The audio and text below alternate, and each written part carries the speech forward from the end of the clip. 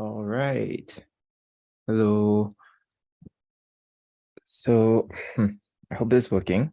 Uh, yeah, so we're doing something a little special this week. Since we're down to the last 80 poems, I'm just gonna do 10 every day until we're done. So just, uh, I guess including yesterday, it would be like 9 whole days of reading poetry. Well, not whole days. It's not like I'm spending like 24 hours, but yeah. So this should be fun. And then we'll be going through this 5 character regular verse.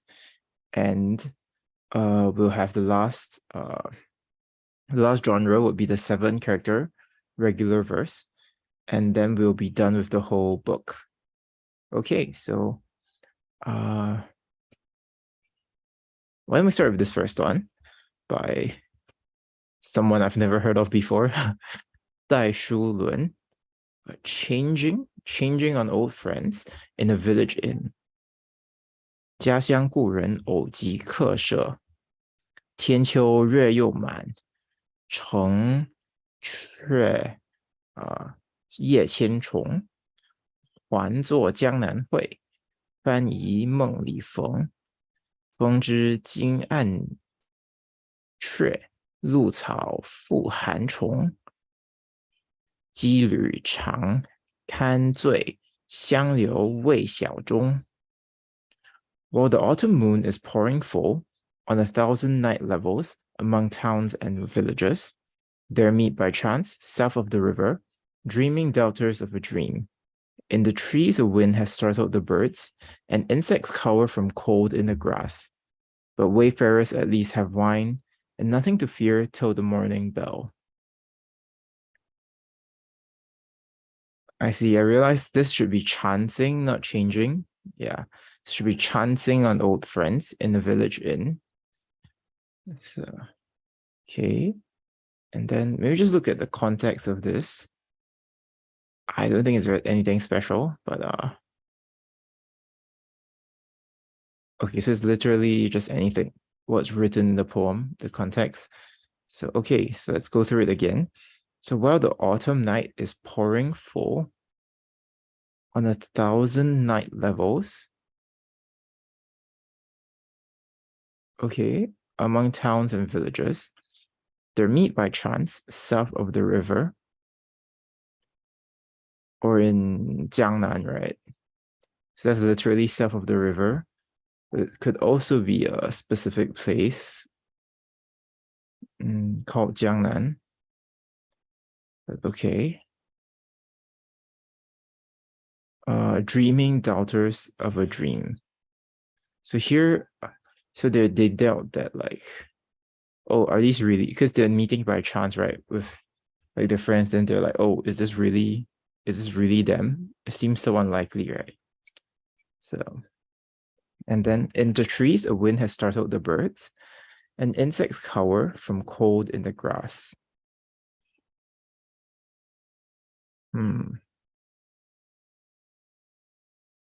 But wayfarers at least have wine, and nothing to fear till the morning bell.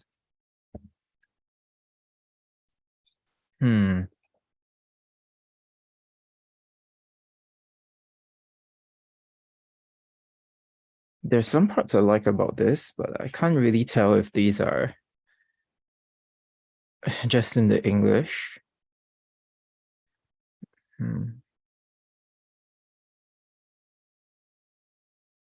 But this one, the dreaming daughters of the dream, literally it says like, I think they doubtfully consider whether this encounter is in a dream. So they don't know if it's like a dream or real life. Yeah. So I think that is somewhat rendered in the English. I mean, yeah, I guess it's a pretty good translation. Yeah. And then, so I do like this line 4. And I wonder what what's the deal with the lines 5 and 6 about the bird and the insect?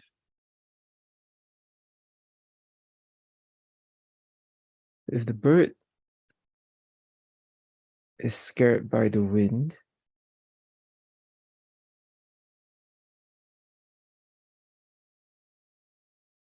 like why as in, I get that it's supposed to be in contrast to the themselves, right? But I'm not sure why it seems to imply that the default state of the themselves is fear. Ah, okay. So it's like, okay, the birds fear the wind, the insects fear the cold, but the wayfarers only fear the bell because they are only afraid that their time will end. Oh, that's really good then. That's really good. Huh. Wow, this is a good poem. Okay, let's see. Am I missing anything?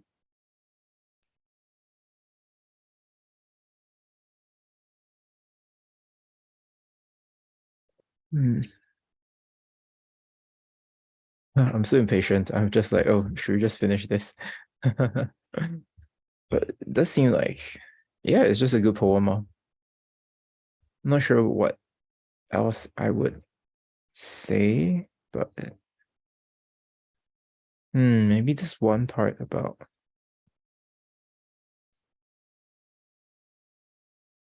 I thought it was interesting that he translated as man as pouring full, because usually man can just mean full, right? So it could just be it's like the full moon. But here the it also can be like full, like a full cup, or like pouring it to be full, like a verb. So I guess it does make sense. It is possible to translate it as pouring full. And so then that's my question is like, what would this thousand night levels? Like I see there's 1,000 layers here, and I think it should be like 1,000 layers of the city. So that's probably what is meant here.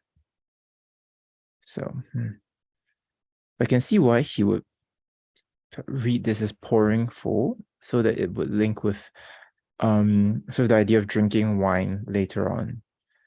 So this is a very interesting choice by the translator. And yeah, just is one very specific reading that he sort of doubled down on. So yeah, that's pretty cool. Hey, and I guess yeah, let's just go to famous critics. hmm.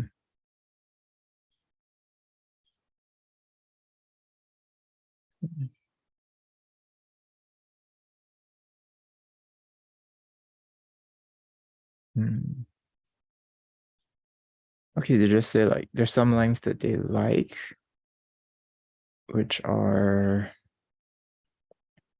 lines 3 and 4 and lines 5 and 6. Okay. To meet by chance, south of the river, dreaming doubters of a dream. So we've talked about that already. And then in the trees, a wind has startled the birds, and insects cower from cold in the grass. Hmm. Not sure what's so good about that in isolation, though.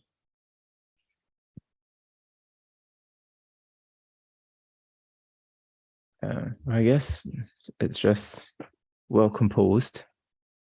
I feel like the meaning, I know on its own, it's just like animals are scared, right? So I think it only has more meaning when you compare it to the final line where the wayfarers fear only the bell, the morning bell. So okay, interesting. Good poem. And let's go on to this next one by Lu Luan, A Farewell to Li Duan or Li Duan Gong. 不关衰草变，离别正堪悲。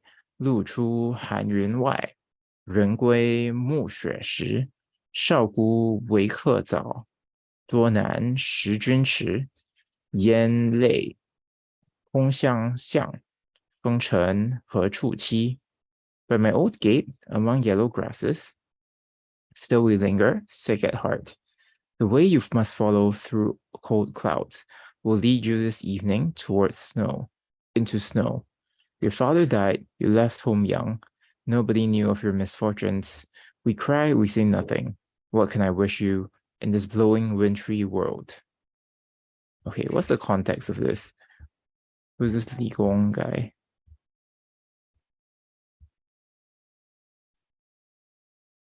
Okay. Um, yeah, apparently nothing much. So, I mean, I'm sure there's a context, but not much is written in this page. So let's see. Um, by my old gate, among yellow grasses. Okay. Still, we linger. I'm not sure it's sick at heart. It's just like sad, right? So it's just suffering sadness, I guess, or enduring sadness. And then the way you must follow through cold clouds. I like this 3 and 4. Lines 3 and 4. The way you must follow through cold clouds will lead you this evening into snow. Okay. That's really nice. Your father died, you left home young. Nobody knew your misfortunes, of your misfortunes. We cry, we say nothing. What can I wish you in this blowing, wintry world? The last part's kind of.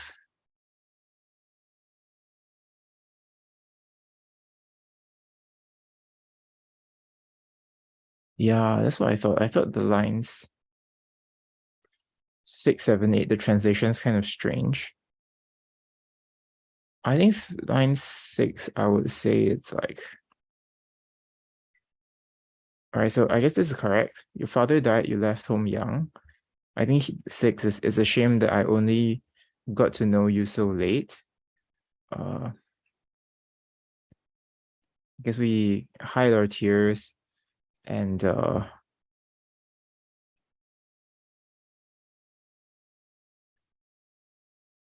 hmm, facing I hide my tears when facing your direction, wondering uh in this mm, in this world, when will we meet again? Function, I mean it's wind and dust. It can mean like world, but not but with a negative connotation. So it's kind of like messy world or yeah, so that's how I would read it. Such I would read 6 and 8 a bit differently. So it's a shame I didn't know you earlier. I think that parallels this better, right? It's like you suffer all these hardships very young, but then I wish I could have known you earlier.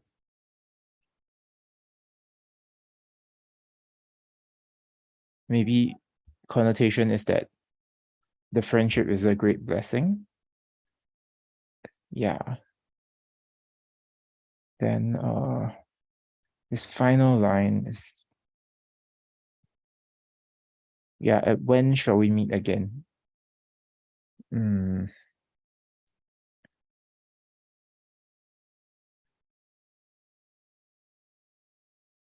Yeah. Wow.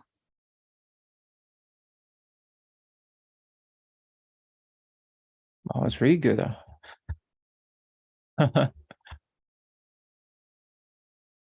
Like read a lot of these poems, but hmm, this is quite moving, especially the final line, I think. Yeah. I thought it was quite strange, this part about all the misfortunes he faced when he was young. But maybe it's just like a reflection of how much they knew each other, the two of them, which is why he knows all these like tragedies that befell him. Yeah, just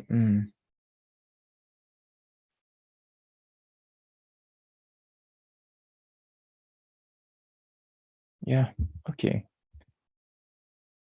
So looking at famous critics. Oh, interesting. On those very two lines. Oh, that's very interesting. So it says, well, your father died, you left home young. So this is like, oh, this sad things that happened to this Li Duan, right? And then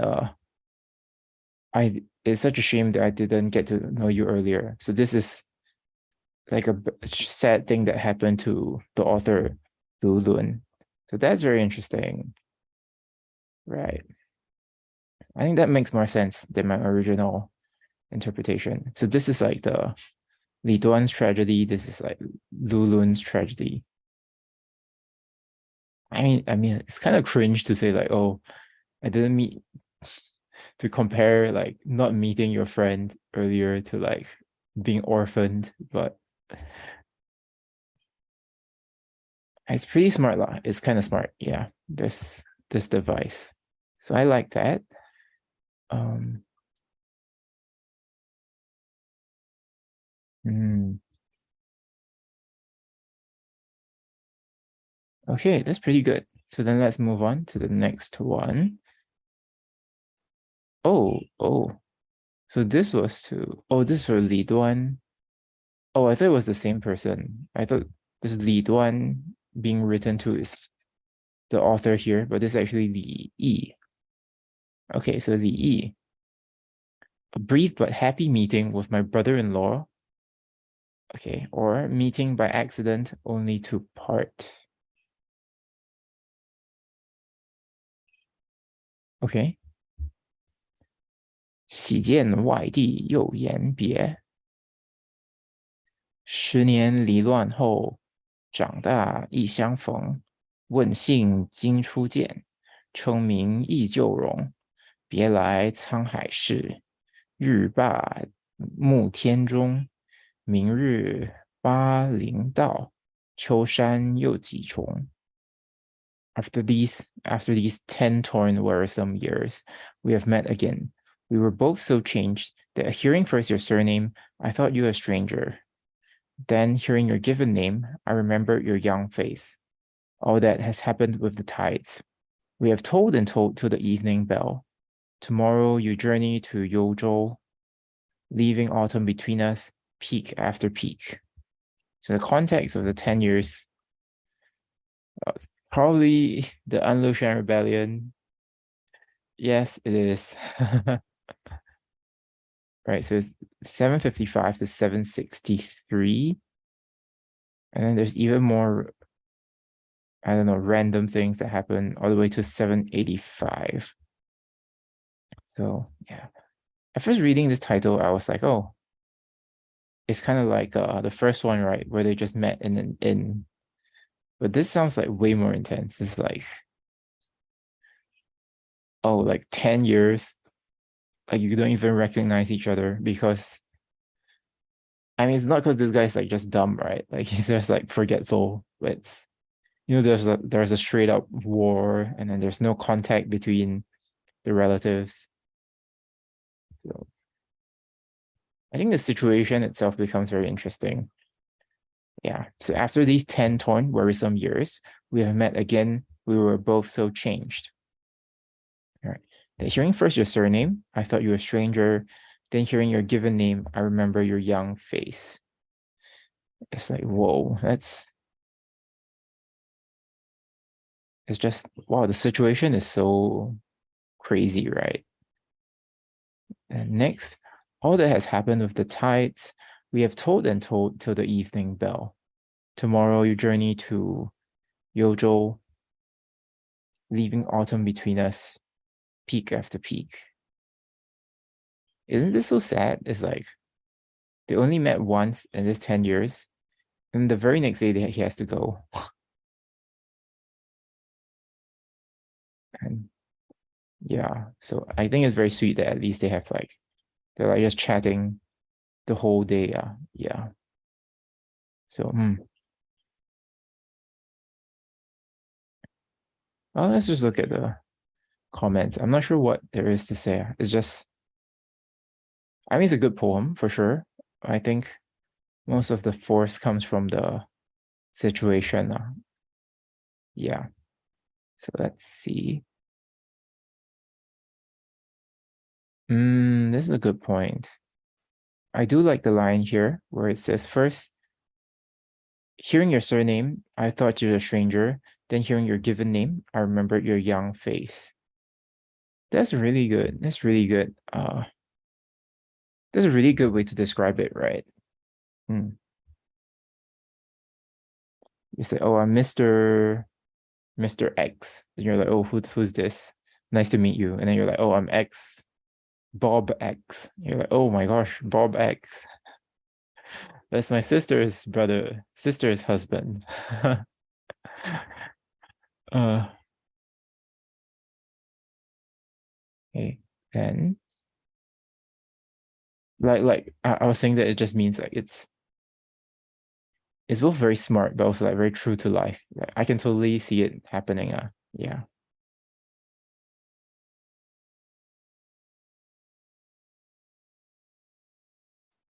They're also praising the same line here. Yeah, here as well. Wow. Yeah, that is a really good line. That is really good. Okay. Let's move on to the next one then. By 司空曙, a farewell to Han Shen at the 云阳 Inn. 云阳馆与韩生宿别，故人江海别，几度隔山川。耳见翻疑梦，相悲各问年。孤灯寒照日，深竹暗伏烟。更有明朝恨，离悲西共传。Long divided by river and sea, for years we two have failed to meet. And suddenly to find you seems like a dream. With a catch in the throat, we ask how old we are. Our single lamp shines through cold and wet on a bamboo thicket sheathed in rain. But forgetting the sadness that will come with tomorrow, let us share the comfort of this farewell wine. A lot of meeting poems and a lot of farewell poems today. Okay, so long divided by river and sea. All right, let's look at the context. Not sure if there's okay, not much context, but quite a lot of famous critics. So that's interesting. All right, so long divided by river and sea. For years we two have failed to meet. And suddenly to find you seems like a dream. Right. So here this really reminded me of just now, right? Here it's literally like 翻疑梦. I think first one as well is like 翻疑梦. So I'm not sure if there's an influence here or it's just a set phrase. Yeah, okay.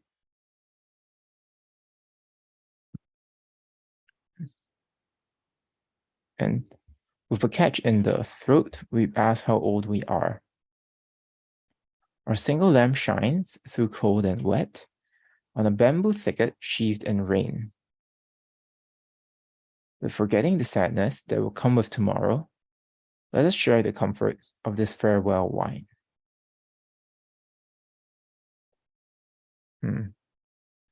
Wow, that's really nice. I like the image of the lamp shining in the rain. Oh wow, ask how old we are. That's interesting though, right? It's like, I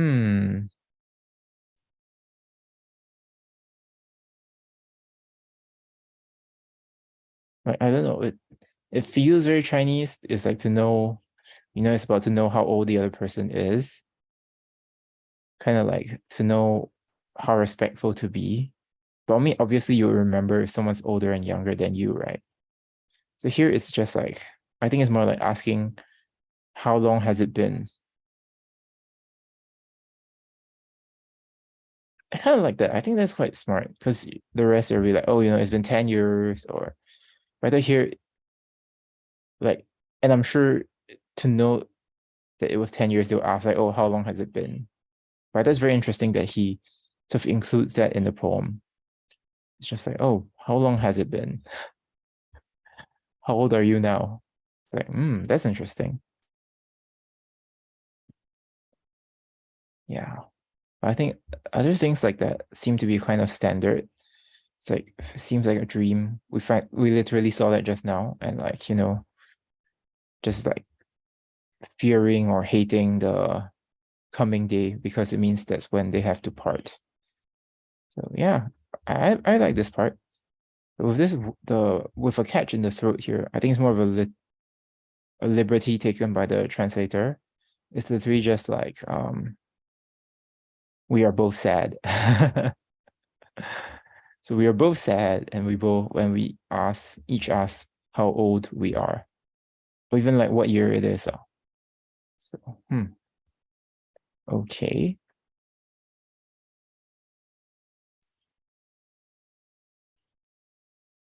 Okay, so then let's look at famous critics here.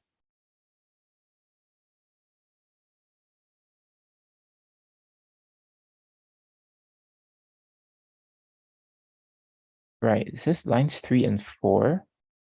It's just like yeah, like when you suddenly meet someone unexpectedly. So that's what we're talking about, right? And suddenly to find you seems like a dream.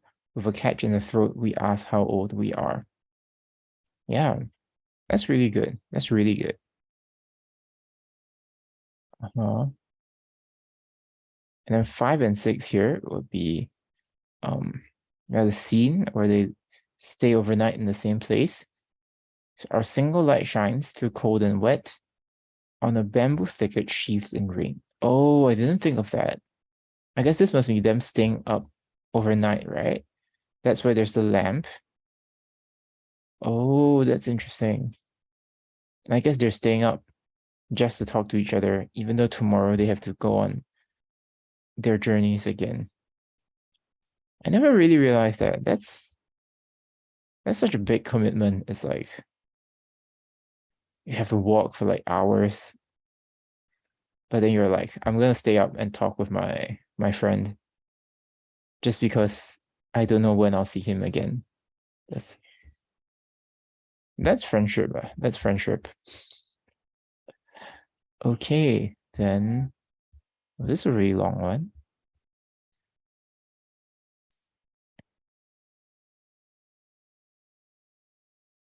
I don't think this is very useful. Okay, so let's move on. This next one. Oh, what? 司空曙. So this was by 司空曙, right? And his cousin Lu Lun was this guy. Oh wow. I guess they're all related. So 司空曙, when Lu Lun, my cousin, comes for the night, 喜外地卢伦见宿. Interesting. I also thought it's weird because 外地 here he's translated as cousin. Previously it was translated as brother-in-law. So I wonder if maybe it can just be used both ways, but I wonder if there's a mistake there. Okay. So now, 喜外地卢伦见宿，静夜思无陵，荒居旧叶坪，雨中黄叶树，灯下白头人。以我独陈酒，会君相访平。平生自有分，况是蔡家亲。With no other neighbor but the quiet night, here I live in the same old cottage, and as raindrops brighten yellow leaves, the lamp illumines my white head. Out of the world these many years, I'm ashamed to receive you here, but you cannot come too often, more than brother, lifelong friend. Oh, that's really interesting. Why is he ashamed to receive him there? That's really interesting.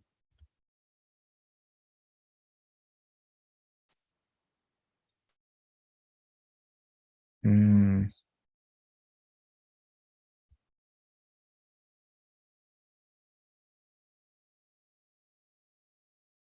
because he's been living in the same old cottage, right? He said, so it's not very different from before. Hmm,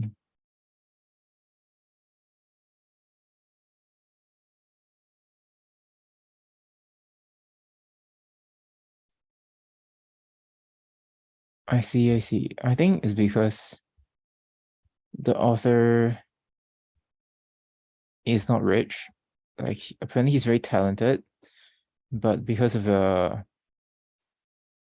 guess just his personality is not a good fit for like government, politics. And so he never really got so it's kind of poorer, yeah. Which is why his house is the same old cottage. I really like this. Let's read it through this again. It's with no other neighbor but the quiet night. Uh, I think literally it's just in the quiet night. There's no neighbors to the four sides of me, right? But pretty smart way to put it here.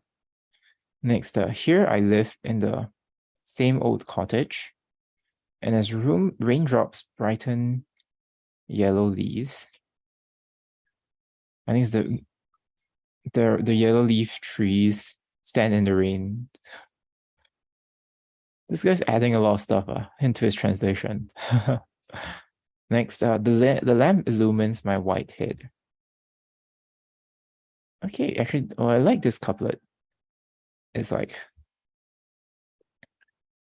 the yellow leaf tree under the rain, the white-haired man under the lamp. That's what literally it is. I see why he translated the raindrops as brightening because it's just like the lamp shining. Ah, that's really good. Right, next. This out of the world these many years. I think the Du Chen here, it might be also not just like out of the world, but also kind of like just in low spirits.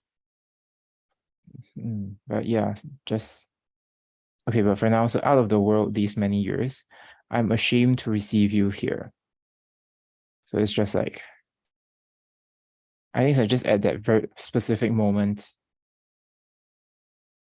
it's like, oh, I'm not gonna be a good host. So that's why he's ashamed. Like the house is not great, and maybe his mood is not great. But then, but you cannot come too often. More than brother, lifelong friend. Hmm. Literally, what does it say? It's just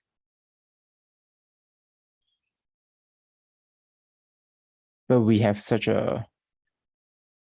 a natural fate. Our lives naturally have a fate, or we're naturally fated to meet, I guess, to spend time together, let alone my relative from uh the house of Tai. Uh, it's just some genealogy thing. It's just like, oh, but let alone someone who's like related. Yeah, but I think the translator does get the point across. It's like it's not just that he's a friend, but also that they're related, I guess.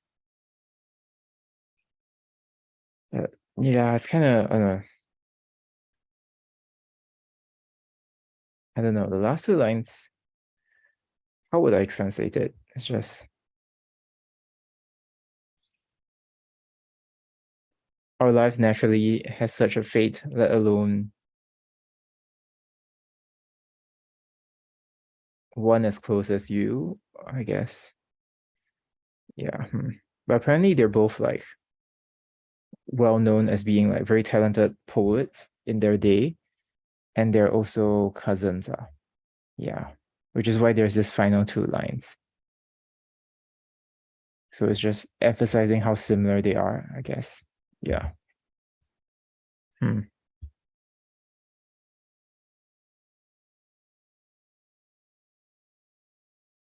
I was generally pretty happy with the translation, but it's just these last two lines, like, seems very off. It just seems like it would fit the rest of the poem, but it's not actually what's being said, right? It's like did he just not understand what was going on and he just filled in the blanks? Yeah, it's kind of strange. Like, was he working off a different edition or something? Hmm. Okay, let's look at some famous critics. Well, I'm really speed running through today's poems. Not really inspired by any of them though. Like they're all like okay, but they're not like, I don't know. I'm not very wowed by any of them specifically. Yeah. And my throat kind of hurts because I spoke. I did this yesterday also. I have to do this for 7 more days. So hopefully I'll keep my voice by the end of the week. Yeah. So famous critics.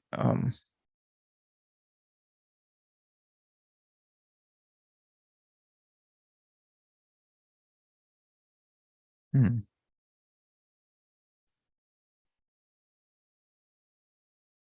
interesting. So they also point out there's quite a few poems with like similar constructions, I guess. So I hear there's also like the tree with the yellow leaves and then the man with like the white head. So similar parallels or similar like comparisons between the tree and the man. Hmm. Okay, that's interesting. Because that was my favorite part though. So it's interesting that it's sort of been done by others also.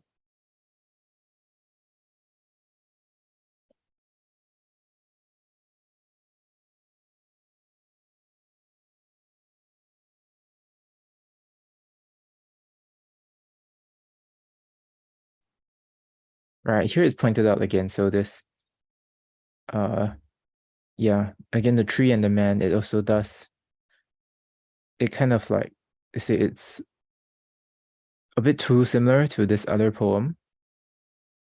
But it says they each convey different states, so it's not like plagiarism. Like it's at best, I mean at worst, like creative copying. Yeah, which is fine, right? In art, you always just borrow or steal from other people. Yeah, and okay, so that's interesting. I didn't notice that. I didn't notice like mild kind of controversy with maybe not controversy, just like the suspicious similarity with another poem. Because I felt that was the best part of the poem. It's interesting that it's like, oh, so the best part may have come from somewhere else. That's kind of like if this was a song, you would get sued, like I mean, but people just keep suing people for like chord progressions. So dumb. Like nowadays. Yeah, so dumb. All right, so let's move on to this next one then. Oh, I guess we really went through the first five poems. Yeah. I guess I'm just kind of trying to preserve my voice as well. So keeping it short if I can. So, okay. 司空蜀 to a friend bound north after the rebellion. 贼平后送人北归。事乱同南去，时清独北还。他乡生白发，旧国见青山。晓月过残蝶，繁星宿故关。寒晴雨衰草，处处伴愁颜。In dangerous times we too came south. Now you go north in safety without me. But remember my head growing white among strangers when you look on the blue of the mountains of home. The moon goes down behind a ruined fort, leaving star clusters above an old gate. There are shivering birds and withering grasses, whichever way I turn my face. So who is this friend going back home?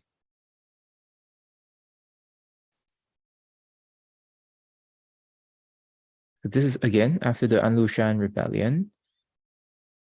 So we don't really know who it is. Okay.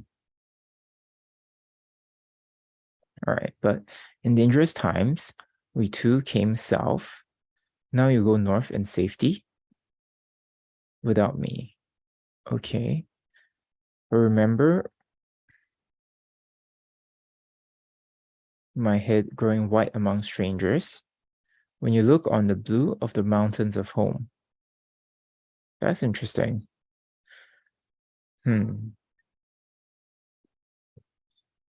The moon goes down behind the ruined fort, leaving star clusters above an old gate. There are shivering birds and withering grasses, whichever way I turn my face. So he sounds very lonely. He sounds like he's not happy at all that his friend's leaving. I guess he's kind of happy but jealous. Yeah.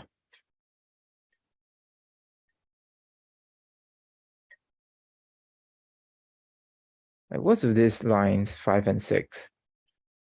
The moon goes down behind the ruined fort, leaving star clusters around above an old gate. I feel like he's trying to say something, but not sure what.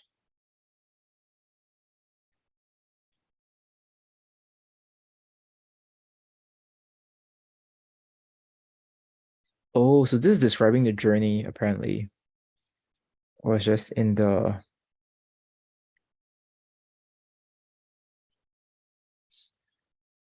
Just if you're moving at dawn, and this moon goes down behind the ruined fort. And so this ruined fort is sort of a mark of the war that they've been through, right? And then leaving star clusters behind it above an old gate. I guess here then it's really talking about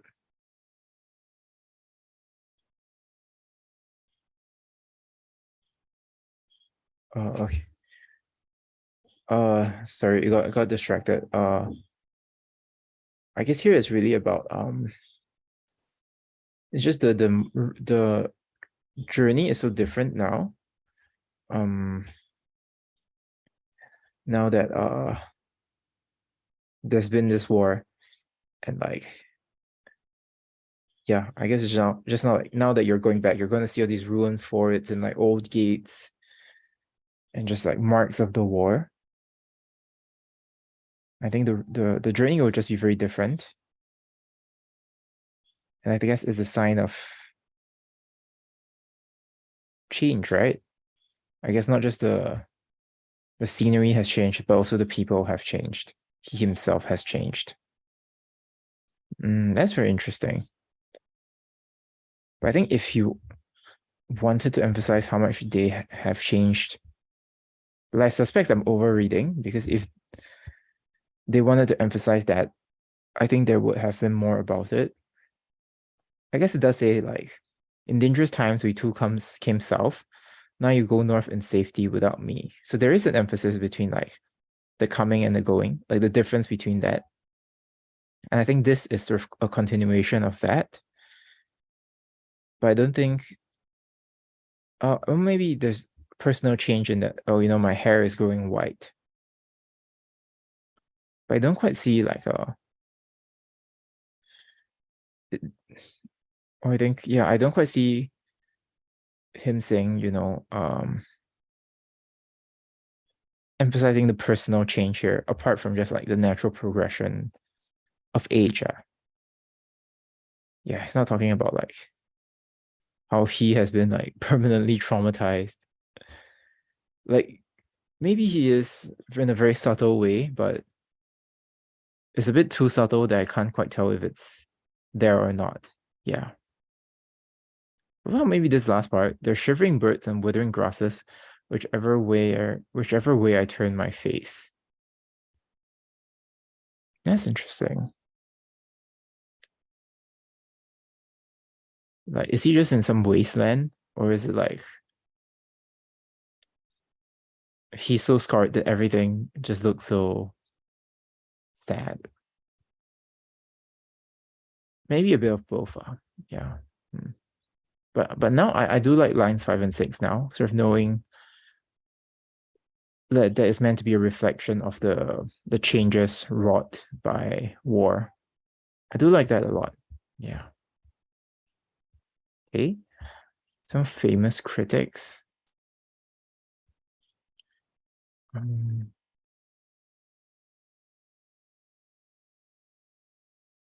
hmm.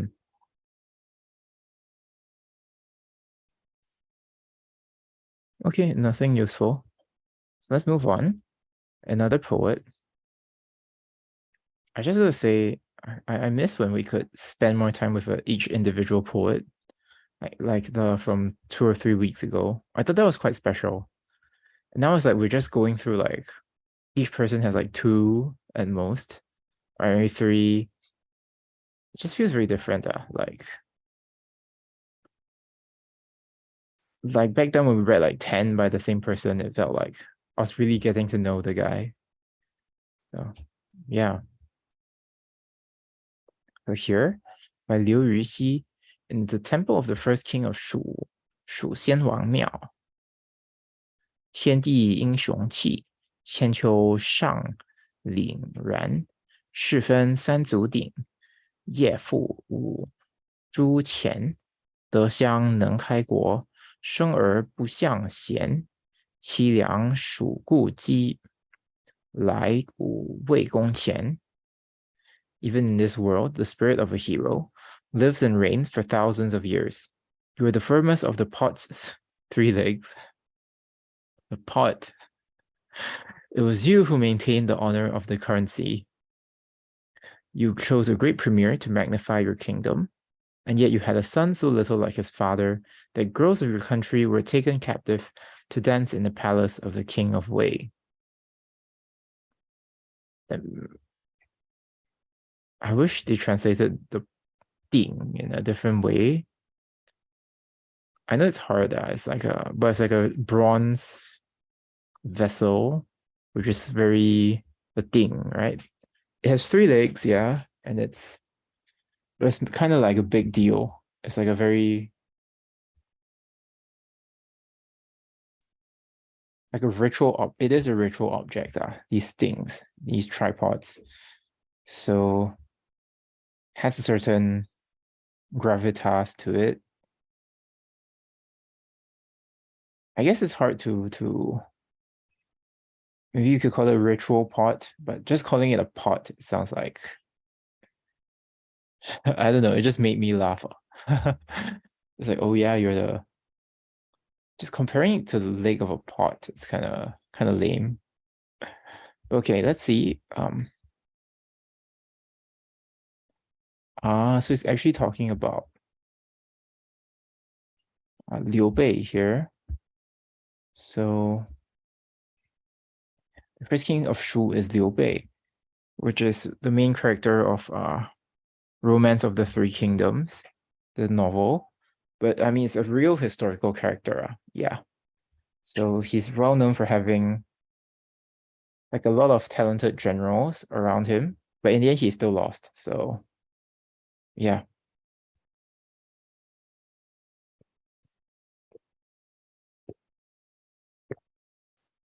Lost meaning he didn't manage to sort of unify China. So his enemy Cao Cao was the one who did that. Yeah. So even in this world, the spirit of a hero lives and reigns for thousands of years. You were the foremost of the pot's three legs. I think the three legs here then makes me want to say it's like the three kingdoms, but it could also be, he's probably three brothers, right? Like sworn brothers. Like they're not biologically related, but they swore an oath. So that might be where that's from. Let me see.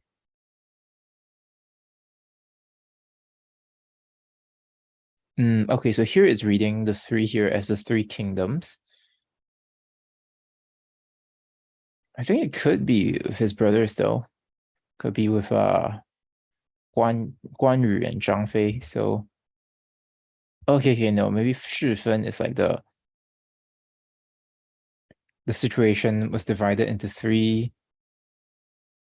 into three, like a three-footed tripod. Translation's a bit sus as usual, but okay. Yeah. And it was you who maintained the honor of the currency. Okay. Kind of a weird flex, but sure. I don't know, man. I guess the value of the currency, right? Like, I don't care about the freaking honor of the currency. You just tell me it has value. Like, I don't think economists work on honor. It's like so weird. It's like just because it's Chinese, it has honor. Uh,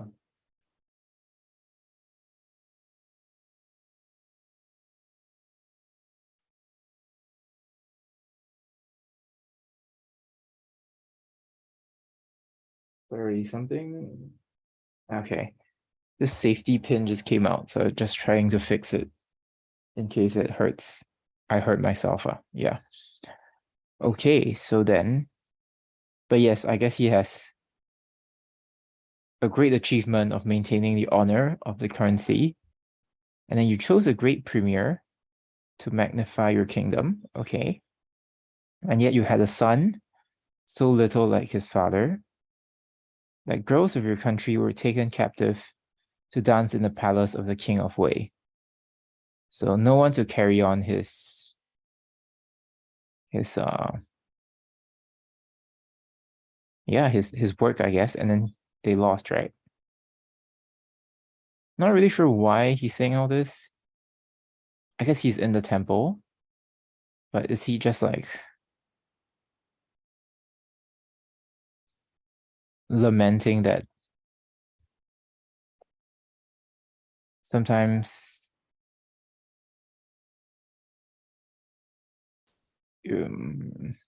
your kids disappoint you? Like the context of this kind of puzzles me.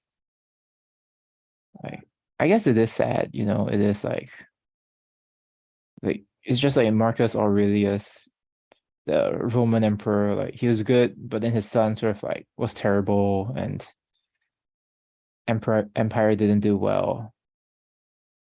Just I don't know, it just felt like kind of strange thing to write a poem about, but especially this like current like dishonor the currency thing. But no, this is part of the translation now. Yeah. Just kind of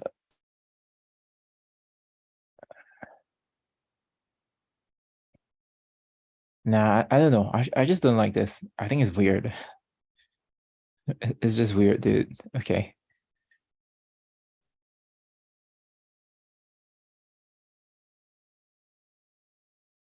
Hmm.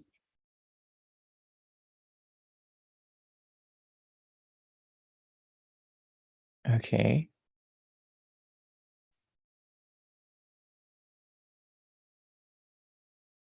This person says his diagnosis is clear and concise, where it's just you have a wise minister, but your successor is not virtuous. like, yeah, okay. It feels more like a topic of an essay than a poem, but yeah, it's just I can see someone writing a poem on this topic, but better. So I'm like, it's just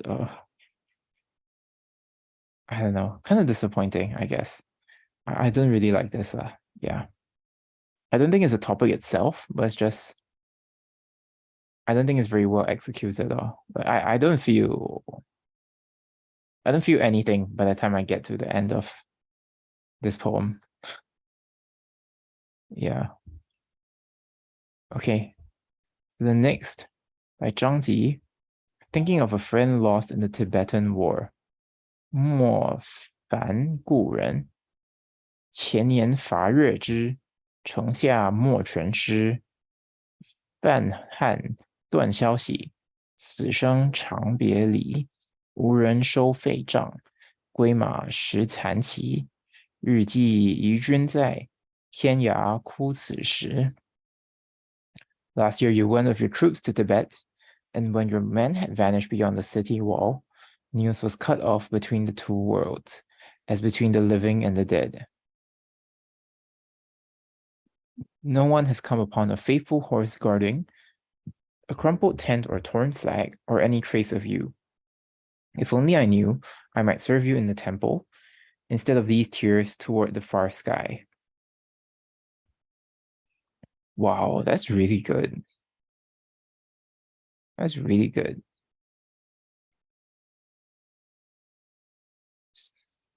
Maybe just some context. But yeah, wow, I like this the most out of any of the poems we've read today.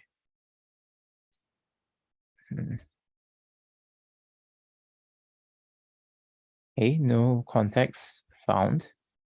But I don't think we need to know, like, what happened in the Tibetan War, right? It's just like, I think it's very interesting.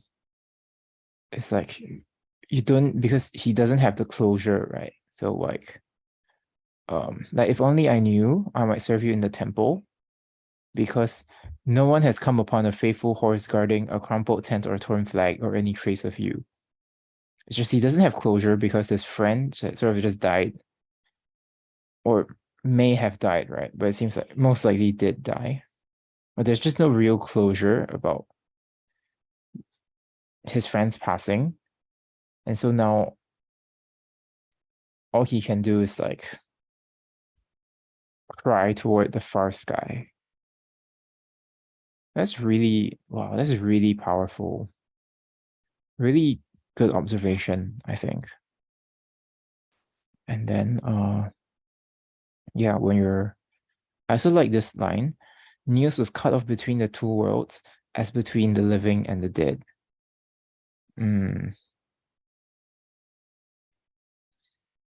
That's really good. Wow.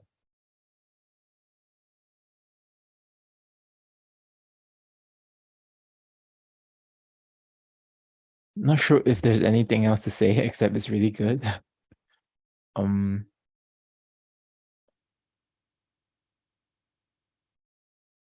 hmm.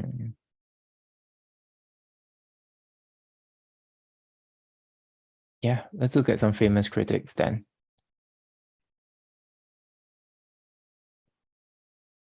These people also like the last four lines, which is just, yeah, because there's no closure, then yeah, because they don't know, they don't have any trace of like the passing of his friend. Yeah. Wow.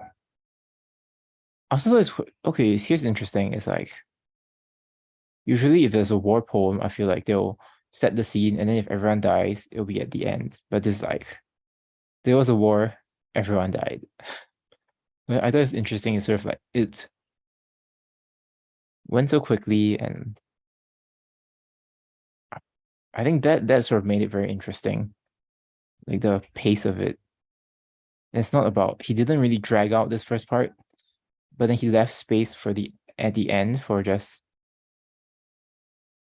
to develop the sense where not having closure,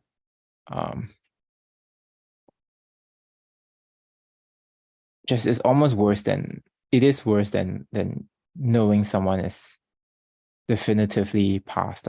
Yeah. I like that. I think it's very well constructed, like very well allocation of space in this 8 lines. Yeah.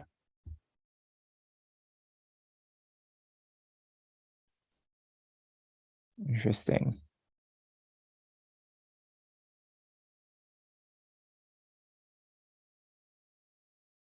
Hmm. Okay, there's nothing much here. So, oh wow, I guess we're in our 9th poem of the day. What time is it? Oh wow, I'm really going very fast, but I hope I'm doing them justice. Like some of them aren't great. Some of them don't need much analysis when you've read 200 other poems. So forgive me. Okay, so next by 白居易, grasses, 赋得古原草送别, 离离原上草. Let me start again. 离离原上草, 一岁一枯荣, 野火烧不尽, 春风吹又生, 远芳侵古道, 晴翠接荒城, 又送王孙去, 萋萋满别情. Boundless grasses over the plain come and go with every season. Wildfires never quite consume them. They are tall once more in the spring wind. Sweet they press on the old high road and reach the crumbling city gate. O Prince of Friends, you are gone again. I hear them sighing after you. Interesting. That's very interesting. So who is this Prince of Friends? What? Wait. Oh, I think I'm on the wrong page. Okay, should be this one.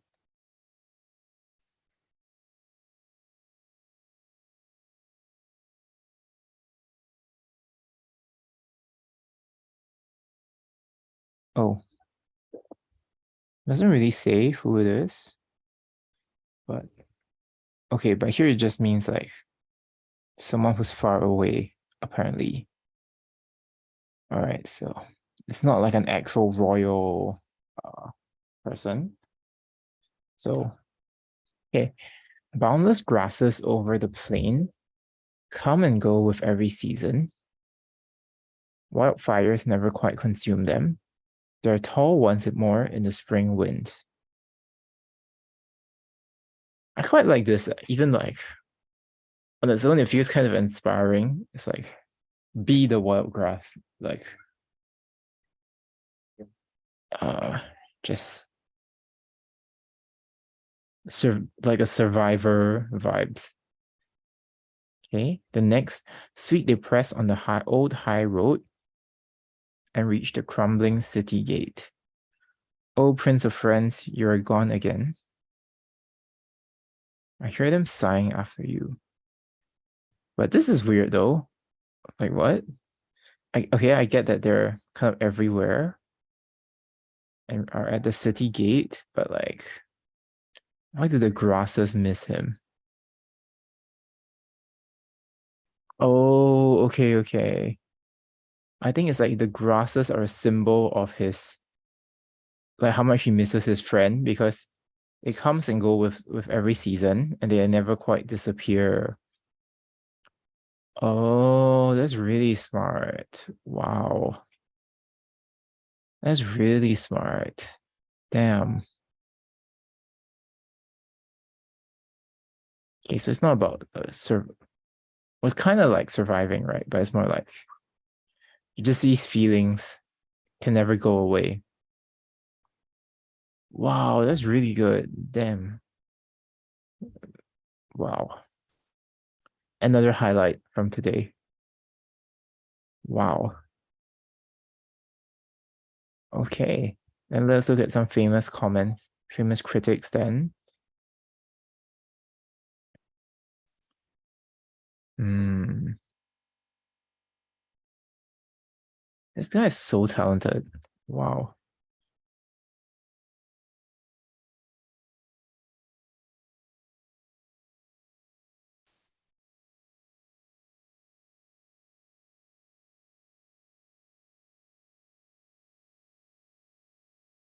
Right, so here is using the grass as a metaphor. Yeah. Oh, but this taking like a political interpretation. I don't like that. Uh,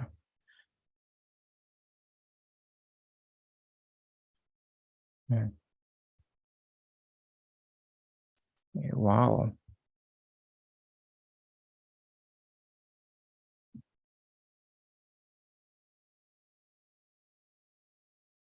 This is really good. This is really good. Wow.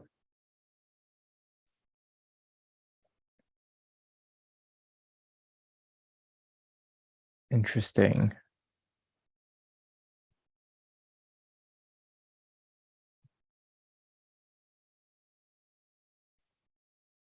I guess let's just move on then.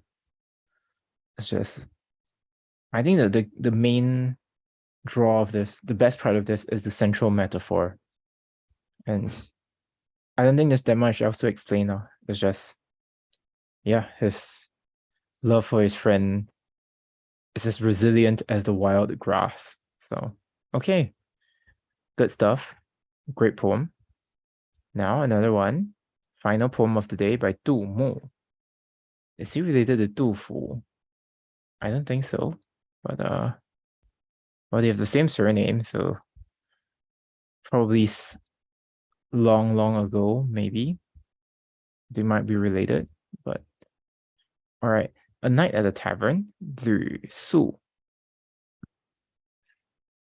旅馆无良伴，凝情自萧然。寒灯思旧事，断雁锦愁眠。远梦归清晓，家书到隔年。沧江好烟月，门系钓鱼船。Solitary at the tavern, I am shut in with loneliness and grief. Under the cold lamp, I brood on the past. I am kept awake by a lost wild goose, roused at dawn from a misty dream. I read a year late news from home, and I remember the moon like smoke on the river, and the fisher boat moored there under my door. What's the context of this? Why is he a year away from home? Okay, so here it says it might be because he was sent to an official job somewhere far away, and it's been a while since he left home, staying in the tavern, and no one he's really close to, and it's hard to have letters sent so far. So it's a letter about missing home, I guess. I'm solitary at the tavern. I'm shut in with loneliness and grief. Here is like my emotions are congealed, right? Under the cold lamp, I brood on the past. I'm kept awake by a lost wild goose. Oh, that's interesting, right? Because it could be that he is like a lost wild goose as well. And the goose, I think the goose always like they're like always flying, right? Flying, so like traveling. So I think that's a good image. That's a good image. Right, roused at dawn from a misty dream, I read a year late news from home. Oh, that's really rough. Like just a year before you hear anything from your family. And I remember the moon, like smoke on the river, and the fisher boat mount moored there under my door. I guess this is the scene at his actual home, is it? Yeah, so that's why he's remembering it. Not this is not at the tavern, this is like at home.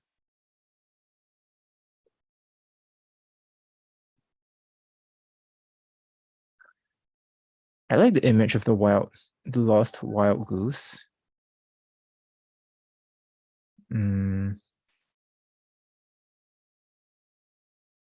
Yeah, and just call it using it as 段. This the lost here is he's using the word 段, like broken. So I guess broken off, that's why it's lost, but the good use of words here. Yeah. So it's a good use of words and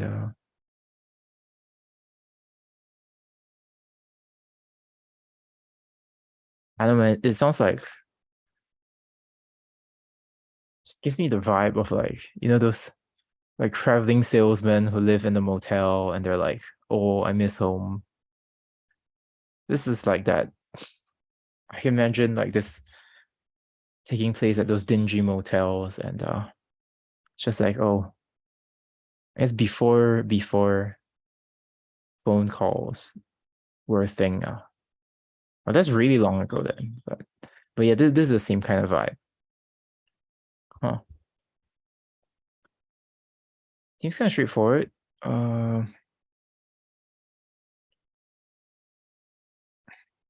Maybe just one more thing to think about. So what's the deal with this last part? He remembers the moon, like smoke on the river, and a fisher boat moored there under his door.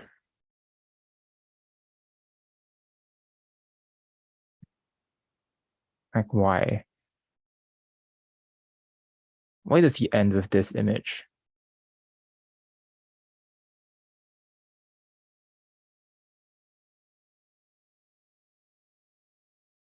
Here's a theory. The moon is to be contrasted with the cold lamp.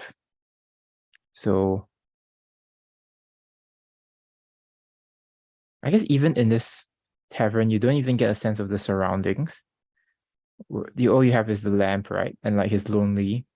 But then here, when he thinks of home, it sort of opens up into like there's a river, there's the moon. It's literally like how it's like described as good, right? And then there's even yeah, there's just like a real world out there. Whereas here he's sort of just trapped in this very claustrophobic tavern. And maybe it's because he received the news of the maybe it is related because he receives the news of from home and the news is related to like I don't know, something like that. Or something that just reminds him of this. Okay, that makes sense then. It's like he's reading the letter and it's almost like we're transported to a different scene. Like and it's like he's back at home again. But interestingly, there's no people in the scene. So it's just a natural scenery. Yeah. It's very interesting using this device of the letter as a transition between like scenes, right? Wow, okay. I think I learned something here, even though the poem didn't work that well for me, but I think it's really pretty smart way to do it. Okay. Well, okay, I guess I really speed ran this today. Well, so oh wow, I got a comment here. Why is no one watching you? Your content is great. Wow, thanks. Yeah, well, I'll be here for the next 7 days. So hopefully people will be watching. But yeah, thanks so much. And I hope you enjoy the poems, whether you're watching this live or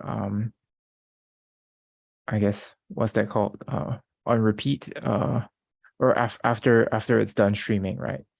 So yeah, all right. Thanks so much, and I'll see you tomorrow. All right, bye. Can't find a way to end the stream.